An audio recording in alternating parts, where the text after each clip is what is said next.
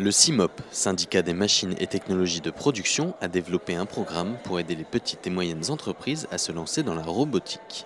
Pour cela, on a RoboStart PME, qui est un dispositif national d'assistance à la primo-robotisation des PME.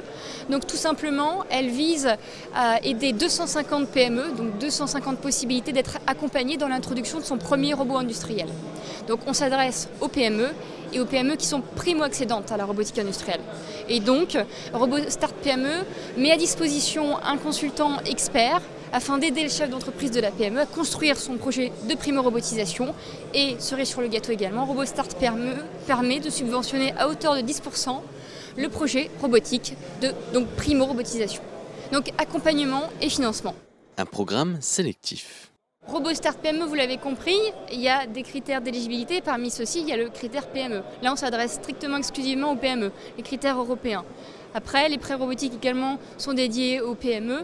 Il y a d'autres projets d'accompagnement qui sont complémentaires de RoboStart PME et qui sont, eux, pilotés par le CETIM et le CEA, qui s'adressent aux ETI et qui s'adressent plus précisément sur les projets d'innovation. C'est CapMeUp.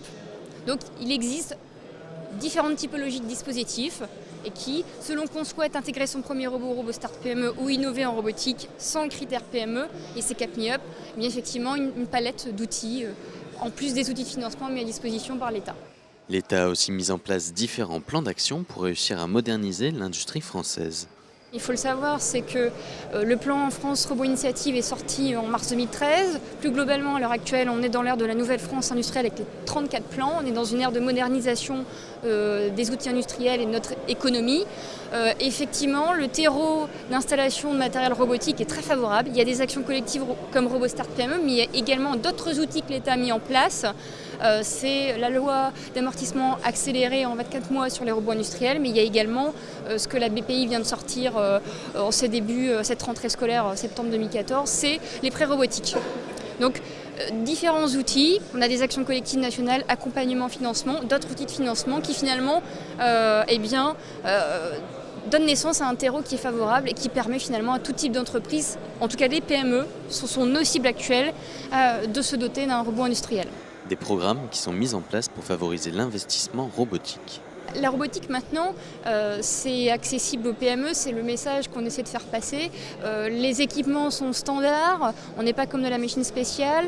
On ne fait que le marteler, c'est qu'elle s'adapte aux PME et le coût finalement est adapté à la structure PME. Vous avez une palette de fabricants maintenant qui s'adaptent à tout type de structure d'entreprise.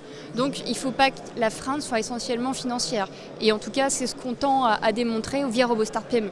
RoboStart PME, lancé en mars 2013, permettra d'aider 250 entreprises, mais il ne reste déjà qu'un peu plus de 100 places. On est content et ravis de voir que les candidatures et les demandes se pressent entre guillemets à notre porte, que c'est une démarche qui est attendue parce qu'effectivement les chefs d'entreprise sont spécialistes de la robotique, ne sont pas spécialistes de la démarche de robotisation, ont besoin d'être conseillés, ont besoin d'être épaulés, soutenus dans leur démarche. Et donc, ce sont des démarches d'accompagnement, de diagnostic, évidemment de soutien financier qui sont attendues. Donc, on match avec le besoin et les attentes de nos dirigeants. Que ce soit pour les PME ou les grands industriels, des aides et subventions existent pour permettre de robotiser la production saint-quentinoise.